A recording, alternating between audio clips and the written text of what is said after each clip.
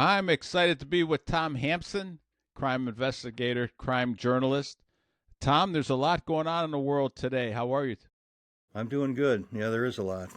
Happy post Easter, and I'm going to try to take a deep breath here and announce, of course, that Pope Francis actually the day after Easter, or the morning of Easter, I guess, the morning after Yeah. he passed away. Interestingly enough, he met J.D. Vance. If you did you see that? He Yeah, met right. J.D. I did. He's Vance. like the last dignitary he met with. Isn't that something, huh? Yeah. It's kind of interesting. And then I heard that Klaus Schwab resigned the same day. So here we have. Look, I don't want to say anything bad about Pope Francis now that he passed away. This is all in God's hands now, right? But he didn't do us any favors from a confusion. Let me just put it mildly, from a confusion standpoint. Left things pretty open, pretty much in the air. And so we're seeing a lot of craziness going on, aren't we, around? It seems like the whole world has gone nuts. Here in the United States, we have.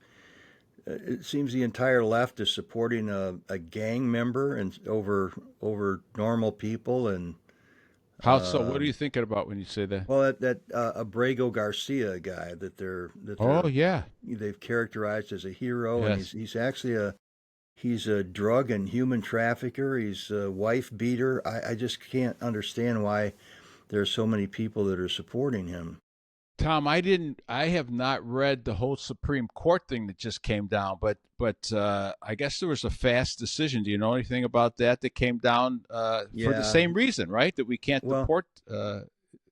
Is it out of the country? Do you understand it at all yet? yeah, I know it just came in. they've halted the deportations under the Alien Enemies Act because in the earlier decision that they made, they had required the administration to give some measure of due process to the people before they deported them. Yeah. And the Now they could take ACLU, him. They could. I'm sorry. They could take him into custody. They just can't deport him. Is that the right? story so far? They can't take them Okay. out of this Texas facility because apparently the ACLU has gone into court and represented that the Trump administration has not given these people their day in court to challenge the deportation, and so the Supreme Court ruled that they couldn't do it until further order of the court until they can get this sorted out. I think what they did was that the ACLU misrepresented the process, and so the Supreme Court wants to make sure that the process that the administration has implemented is the one that they had in mind about having due process. You know, that you Well, couldn't. yeah. Now, did you happen to read? I heard that the dissenting view was pretty strong from Right. Alito and Clarence Thomas, who were the Yes. only dissenters, I think. Right? Yeah, it was It was seven to 7 to two. 2. But it was pretty strong from what I understand. Have you read that yet? The I dissent haven't that read came their back. dissent. I do. I Okay. just know that in general, what the issue is. Essentially, what this says, I think, regarding the Trump administration, is that the Supreme Court does not trust the Trump administration to be carrying out the orders that it gives. And there may be some reason for that too, because there has been a lot of confusion by different people within the Trump administration over the earlier decision that they issued. That they said that the media has characterized this issue regarding Abrego Garcia was a defeat for the Trump administration, and yet the Trump administration has said no, it was a complete victory. The Supreme Court totally supported them, Yeah. and Now you're so you're it's talking really about just the deportation, right? yes, just this is deporting these people to El Salvador, Okay, now and is it because they put him in prison, or is it just deporting in general? In other words, do we have no, to hold him here in the United States, or, no, or it's a deportation under the Alien Enemies Act. okay, okay. That's the issue, and so So there's so what happens, Tom, if we just want to deport people? I mean, and they're not being sent to prison because here's the interesting thing, right? So Barack Obama was allowed to deport 3 million people, and the Supreme Court didn't step in and stop it. Clinton deported 12.3 million people, and the Supreme Court didn't block it. Bush deported 10 million people, and the Supreme Court didn't block it. And so far, I think Trump deported 100,000, something like that, and judges are all over him. So Right. so that's why it's a confusing situation. And is it because, again, I think what got people's attention was because he went to this notorious prison more than being Well, just deported, huh? Or yeah, no? the prison was the one that brought people to say, "Hey, how can you Yeah. send somebody who's here just directly into prison without any kind of trial?" I wonder if And is that the mistake that they made? well, More than just deporting people, right? no, there wouldn't. Let's say that you're deporting somebody who's an illegal alien here in the United States, and you can't find any place to send them. We can send them down to Guantanamo, a prison at Guantanamo. It's the way that they're being deported that's the issue. For example, if somebody is going to be caught up and deported, there has to be some kind of adjudication. The confusion with Abrego Garcia is that there was adjudication with him. He saw two immigration judges, and they both ordered the deportation. First, they had the original deportation order, then the second deportation order. So the original one was confirmed, but then there was a third issue where he went in and said, "Hey, I'm afraid I'm going to be killed if I go back to El Salvador." So the next judge said, "Well, it's on a hold. Your deportation is on hold because of the danger to you." Technically, the Trump administration should have gone through the process of getting that order rescinded so that they could still deport him to El Salvador, to this place in El Salvador. But it just seems like, again, when you're looking at these past presidents with these millions of people they deported, now we're Right. in a much worse situation, right? From all of the illegals that were allowed to come in under Biden administration. So we're in Right. much worse situation. So Oh, yeah, right. if we deported 12.3, if Clinton did, I think I said it was Clinton, right? And Yeah. and and so we should be able to deport twice that many, right? And so we can't go in front of a judge for every one of these things. And I'm sure they didn't go in Right. front of a judge. They're illegal, so Right. they should be able to be sent out of the country. Now, I can understand, and again, I'm just trying to figure this thing out for myself. I can understand why you don't just take an illegal and just arbitrarily put him in a notorious prison where he could die and rot there for the rest of his life. But just to take me as a Venezuelan citizen and send me back there, that doesn't seem like it's a very No, harsh thing to do. no, but they do have to have a hearing in order to get to that. What they could You think those absolutely 12 do. million people had a hearing with Clinton and 10 million? I think I said with Bush. Yeah, they have. It's not a hearing like a regular one. You go before an arbitrator and say, or what's your position on staying in the United States? Says, well, I'm declaring, I'm claiming asylum. I'm requesting Well, asylum, they're and all they going to say, say something, right? well, yeah, but they're going to say, well, why are you requesting asylum? Well, I'm afraid of people back in my country, and the guy just looks at him and says, denied, get out of here. Yeah, That's the hearing. That's all the hearing he needs.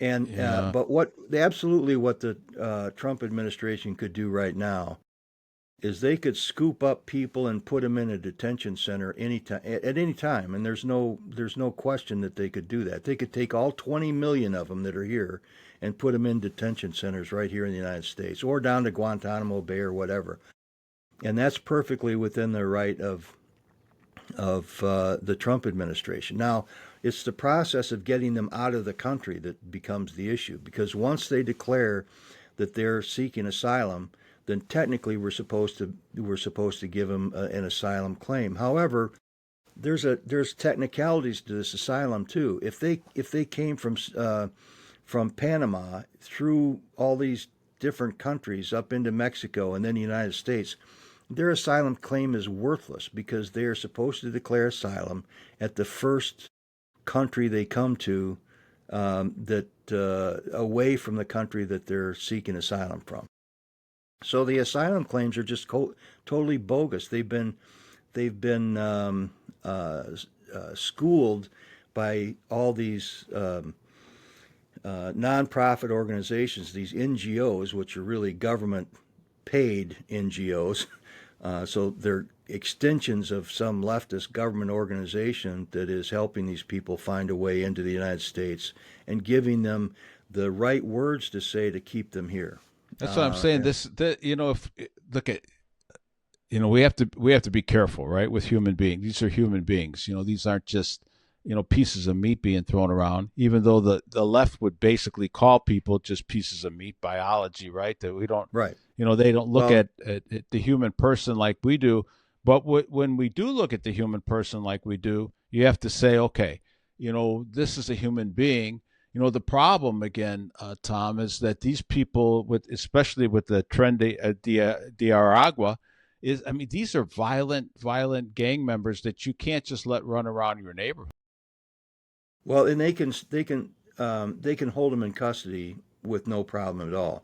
Like I said, this Abrego Garcia guy the issue with him was that he was, and the administration admits it, he was improperly removed.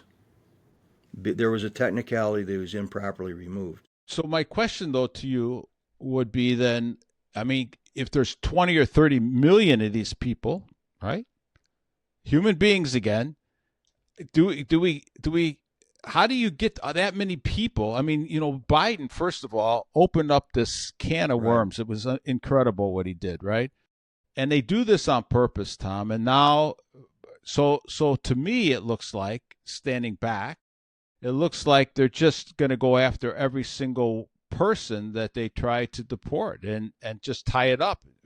So it slows down the process that you don't even make a dent in this. The goal is very clear what they're trying to do. They're trying to delay everything for 2 years until the hope is that after 2 years, they'll get control of the House again, and then they'll begin impeachment proceedings against Trump. That's the goal. The goal is the same thing as it was before. It was to resist and trump up these charges that are completely bogus, that are hurting the country. That's the thing that I find so amazing is the lengths to which they are going to try to defeat President Trump, and in doing so, they're using these horrendous people as examples of heroism. Abrego Garcia, these Tren de Aragua guys that they're holding up down in Texas. These people need to be gone. Yeah. Well, now, so I'm going to get back to you on that. So hang on to that for a second, because I want to say, at the end of the day, my question will be, how would you handle this then if you were the Trump administration? But before we get there, I want to bring up another instance of this. So this just happened down in New Mexico. So this is how this quagmire can get going. So in Dona Ana County, down in New Mexico, a judge resigns after the feds arrest a man at home. So they talk a little bit about this background. But again, so this is Christian Lopez Ortega, 23 years old, was a Tren de Aragua gang member and a flight risk. They found the Homeland Security Office down in New Mexico, found him with a bunch of guns, which is a felony. He's a legal alien with a bunch of guns, right? And found out that he's living with a judge down there, Judge Cano, Cano, and his liberal wife, Nancy, it says, came upon this young guy. Anyways, they took him into their house. They find out he's a gang member. The judge is posing with them. And so the judge now there's going to be two judges involved, the judge and his wife who took this gang member into their house, and then the second judge who's looking at this case when they catch him with these guns. And he said that he's going to he said he would release the man because he was a friend of the first judge. And you can't make this stuff up, right? So he's just going to release him back into the community. So here's a very interesting thing. Cartels are cagey, sly, and experienced. This is from Jeff Childers in Coffee and COVID this morning.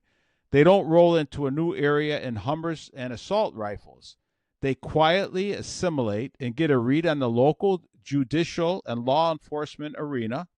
Then they deploy a carrot and stick approach. This is an old approach, Tom, that you'll know well. They offer Sure. sweet bribes called plata or silver, sometimes cloaked as gifts or brokered with third parties, right? So we're going to find out who's weak, who can be bought off, and do that. Now, if the judges don't take the bribes, they offer quiet threats called plomo, Plomo, plomo, which is lead, a bullet, right? Right. And they say you don't want to deny bail on Tren de Aragua, Hermano, right? And so this is what they do. And so you get into a local community, a small community. They only have a couple judges there that are going to be adjudicating these kind of things, and you get them on your side, Tom. So this is my fear. That because you see them going after Trump in New York and Atlanta and all these different places, and we can just stop up the whole thing with this. With when you have a few corrupt judges and DAs in certain places, you stop the whole process. Then, Well, it does seem like a hopeless situation because it right? is such a vast network of corrupted people. But we are corrupted people.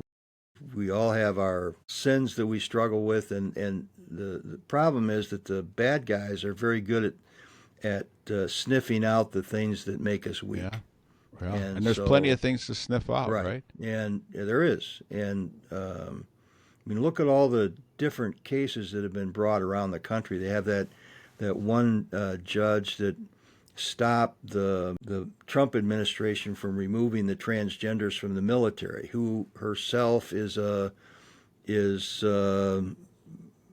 gay. I mean, she's and she thinks it's reprehensible that they've trying to remove these people from the military. And then you've got Boasberg or whatever his name is that tried to stop the deportation of the Tren de Aragua members down to El Salvador, and ordered them to return the plane to the United States, which he had no right to Yeah. do. So Uh, this gets back then, Tom. So and we got to do this in a couple minutes. Is what would you do? I mean, do you have an idea? I mean, you have a mass problem. You have a lot of people. You have right, you have corrupt judges. Not all of them, of course, right? But we have corrupt judges. We know that this lawfare has been after Trump and this administration from the very first 4 years, and now they're getting into it for this time. This has got to, this is really, the evil and these problems are really coming up, and once, like I said, with Biden's open border policy and all this corruption, once you let it all in here and then try to stop you from solving any of these problems again, right. it's a big problem. Mexico, El Salvador, was totally corrupt. I mean, this is exactly what happened. We allowed it to go on, or they allowed it to go on for so long, and then you had the president of El Salvador that finally had the guts to clean these people up and put them in these prisons. Right. And now it's become a very safe place, El Salvador. But Mexico is run by cartels.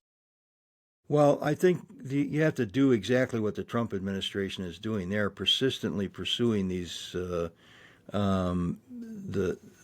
strategy that they developed, and it's very apparent that they developed this strategy and have been developing this strategy for a long time. This isn't something that they just introduced since the time that they were elected. They were planning on this for a long time, and I think the mind behind it is Stephen Miller, and I don't think there could be anybody more capable of doing something like this. But I also think we have to give it time for the courts to play out this scenario that they've set up. I think it's a good thing in some ways that the Supreme Court has put a halt to these um, deportations down to El Salvador, because they have to, if the court validates what the Trump administration is doing, then it will be validated for all time. It's not like it's going to, Okay. this is an important thing right now. If Okay. they just rubber stamped it, what Trump was doing, people would say, well, this is a corrupt, Yeah.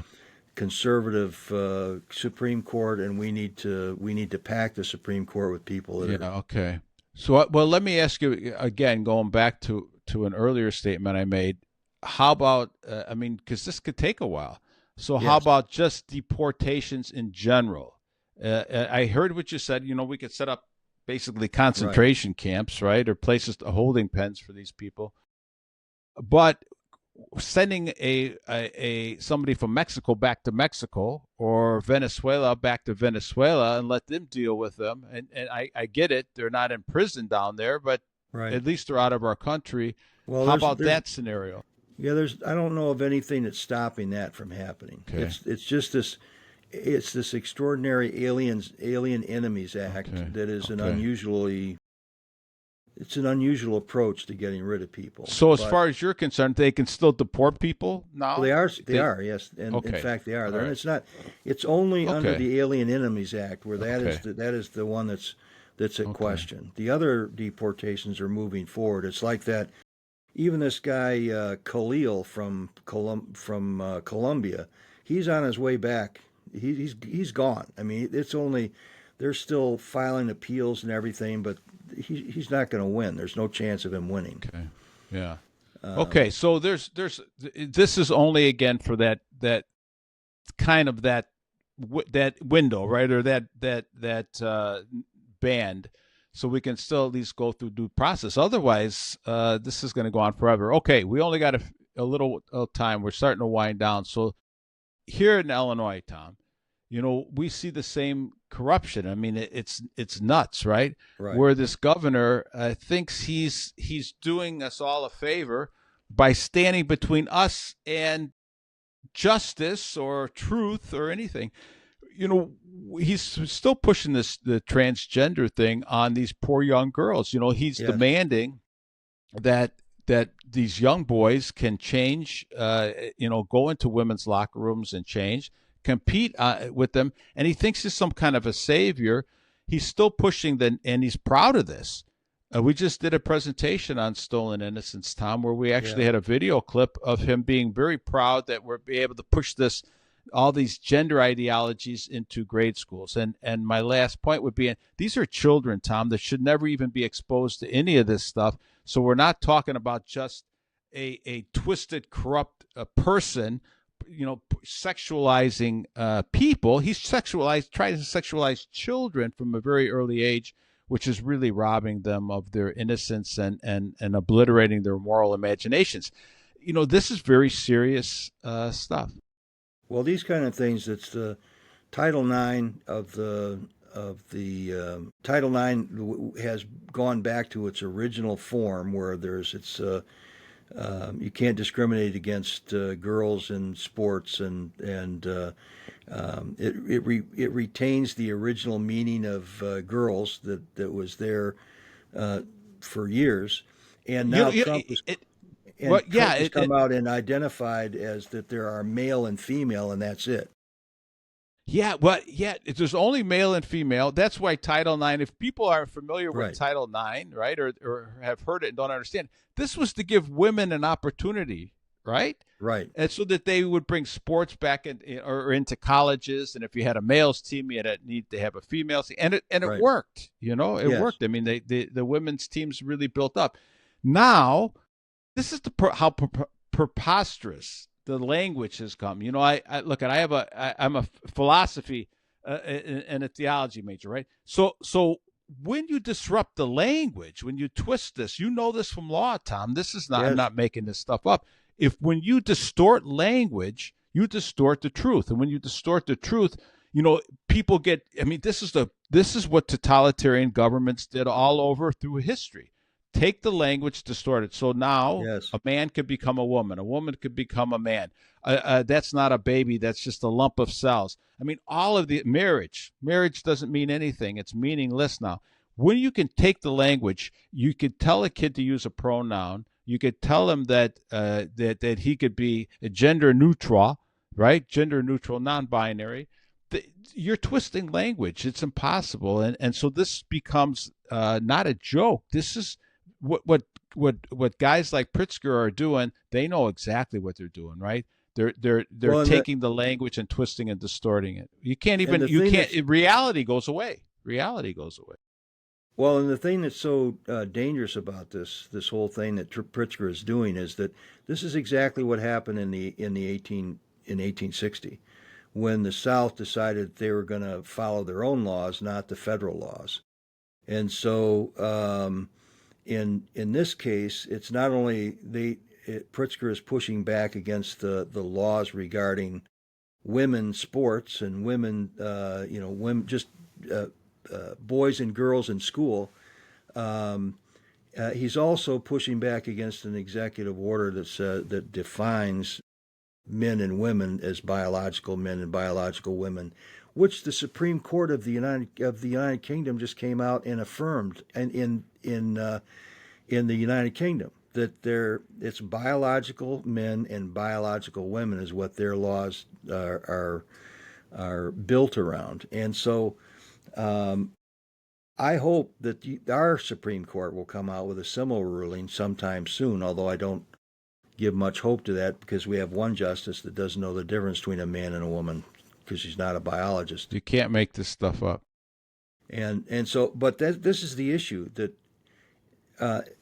Pritzker and a number of other governors are defying federal law in immigration and on sexuality. Um, I can't see why we're trying to fight a Tom, civil war over that issue. No, and think about this. The people that live in Chicago, we're from Chicago, right? I mean, we're just right outside the borders now, but it's all moving out toward us too. They have sanctuary cities here where we're going to take the same Tren de Aragua. We take these notorious gang members and we're hiding them right here. We're telling little boys they can become girls and vice versa, and then pushing this into law, which makes it worse. This trans affirming cure, all these different things, pornography in the schools, and it goes on and on and on. We have corruption with the judges, corruption with the politicians, and you have and what's the bottom line? We have incredible violence here.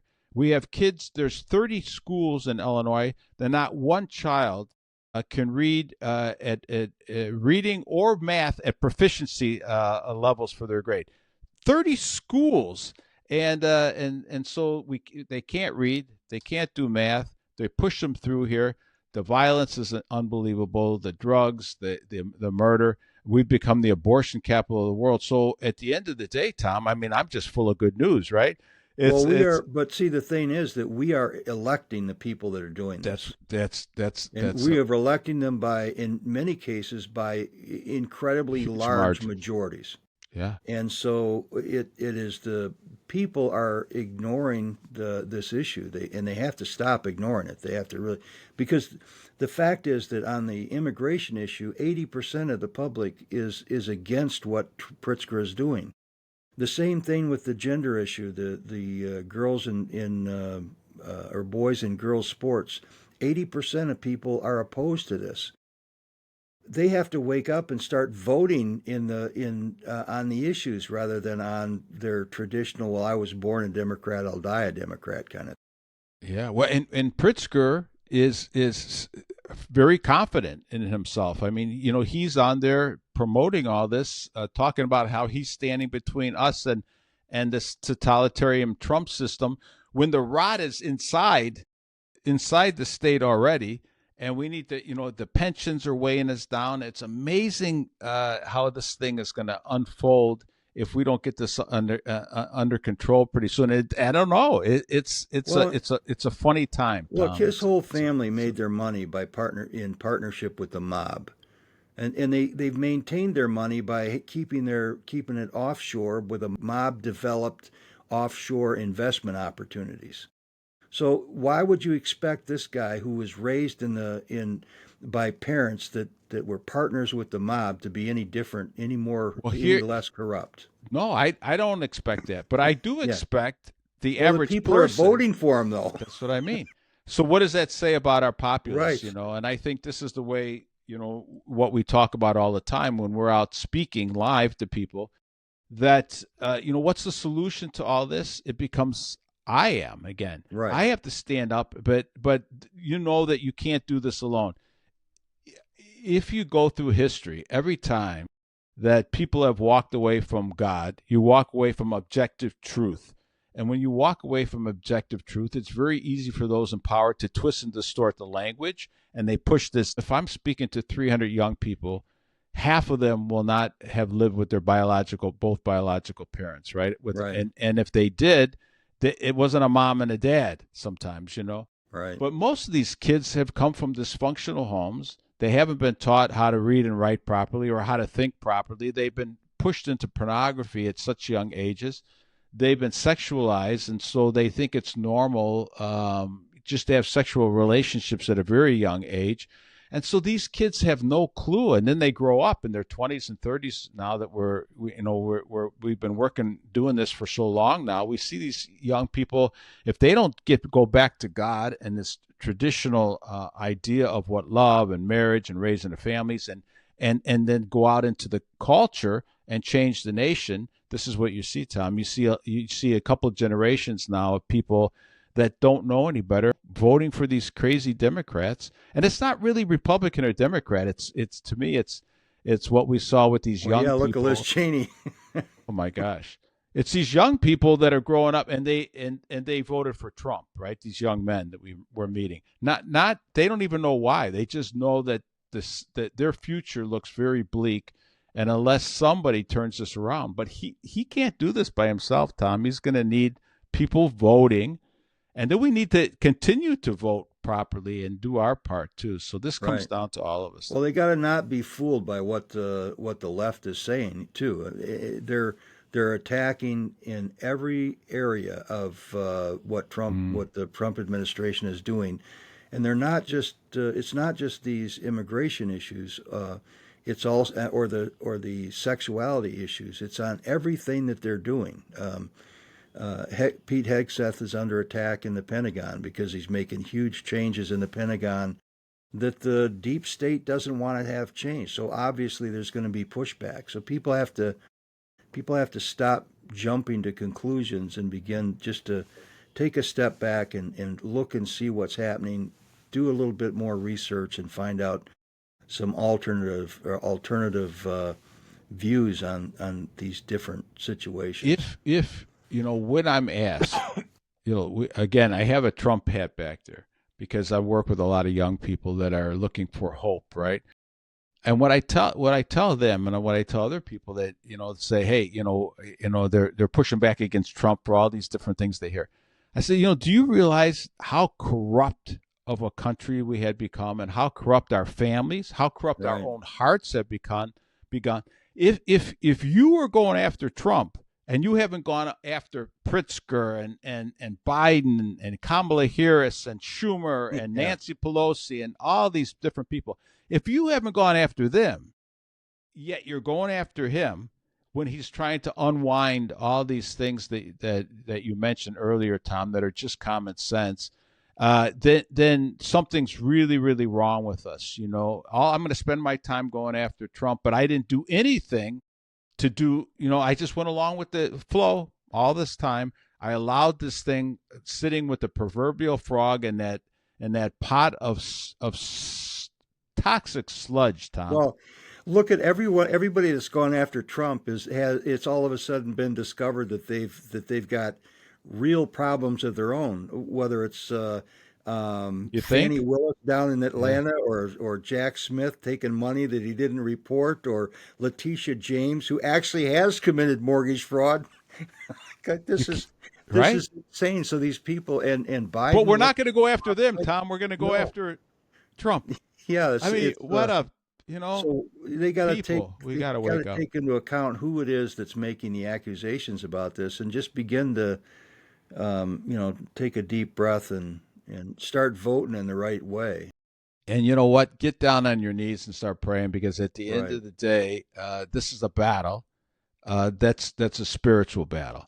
And everything that we're talking about here is, if you really want to define it, when I'm out, this will be the last thing I'll have to say, Tom, is, and I'll leave it for you to wind up. But I always ask people two things when you're talking about Trump or anything else. I said, before we spend a lot of time talking, where do you stand on life? I mean, just human life.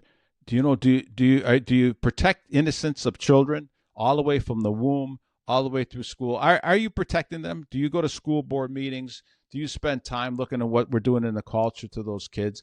And the second thing is, where do you stand on marriage? Does a child deserve to have a mom and a dad? Every child has a mom and a dad. Do they deserve to grow up with them? And we know there's dysfunctional families. There's all kinds of things going on. This is not a perfect world, but at least a child should have a chance, right, to do this. Right. And so if those two things are a no, I'm pro abort. I don't really care if we destroy children or not. And marriage can be defined as anything, anybody that wants to make it up. So again, where do we come down on truth, on reality, on what's the best way to raise kids, and et cetera, et cetera, et cetera. And if you don't get that, Tom, then there's no sense me talking to you about Trump or anything else, because you're going to vote for whoever scratches your back 15 minutes before you go to the voting booth. That's what happens here over and over again. Well, the problem is the truth doesn't come in sound bites. People have to become more informed and study issues a little bit better. And they also need to become more engaged in what's going on around them. I don't mean devote their whole life to public service, but at least they should spend a reasonable amount of time finding out what's going on in their local community and becoming involved with the people that are engaged in it, and to maybe run for office themselves. Yeah, the only thing I'd put again, and when you say truth doesn't come in sound bites, in general, you're right. But I'm going to give you a sound bite. Okay. Truth is not a something. Truth is a somebody, and Right. his Well, name is Jesus Christ. And there's my sound bite of the day, Tom. And well, that because doesn't help. That doesn't help you see what the truth is in this Tren de Aragua issue, though.